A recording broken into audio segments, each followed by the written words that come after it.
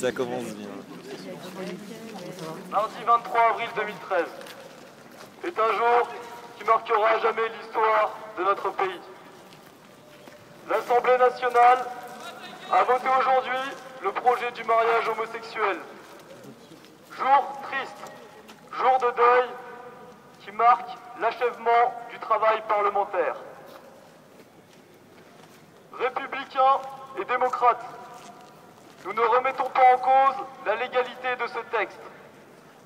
Malgré des combines politiques, des tours de passe-passe législatifs, la majorité au Parlement a voté le projet Taubira. Légale, cette loi est-elle pour autant légitime? Est-il légitime d'imposer une loi qui ne recueille pas l'assentiment majoritaire du peuple français? Est-il légitime de voter une loi en s'asseyant sur les 700 000 pétitions que les Français ont envoyées au CESE? Est-il légitime de voter une loi en gazant volontairement des enfants, des femmes et des personnes âgées?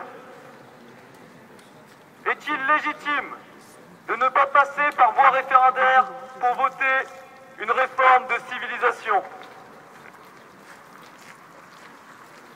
Depuis des mois, le gouvernement est sourd et aveugle en défendant une fausse vision de l'égalité.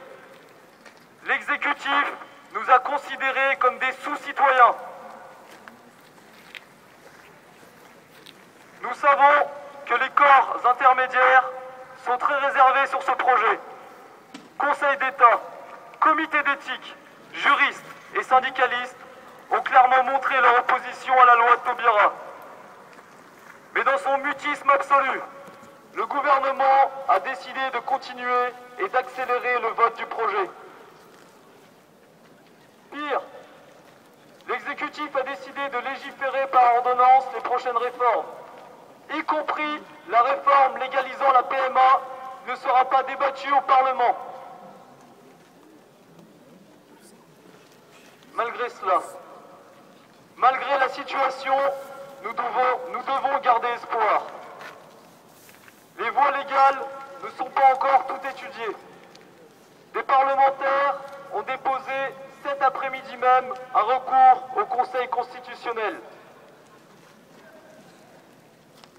À ce moment crucial de notre mouvement, nous donnons rendez-vous à vous tous, à chacun d'entre vous, à ceux qui veulent continuer l'histoire, à ceux qui veulent chanter l'espérance et croire au rêve.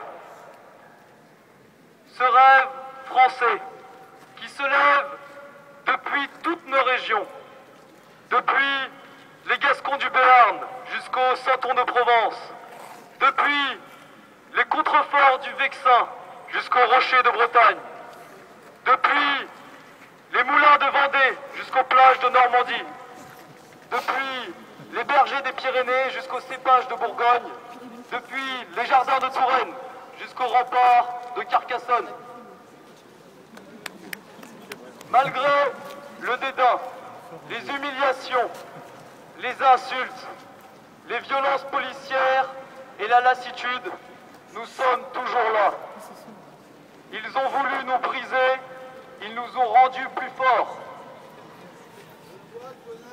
Votre présence ici est celle de l'espérance, de cette certitude irrésistible que tout est possible, la victoire de nos familles, des enfants et de la filiation.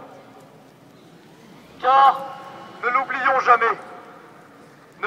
jamais, au bout de notre combat se trouve la plus grande gloire du monde, celle des hommes et des femmes qui n'ont pas cédé, non pas pour eux-mêmes, mais pour leur avenir, pour leur descendance et pour leurs enfants. Mes chers amis, c'est la saison du printemps de la nation pour qu'on vienne à son heure, demain, le temps de la moisson. Alors, le jour de notre victoire, nous chanterons tous ensemble, tête redressée et cœur retrouvé, le printemps de la France.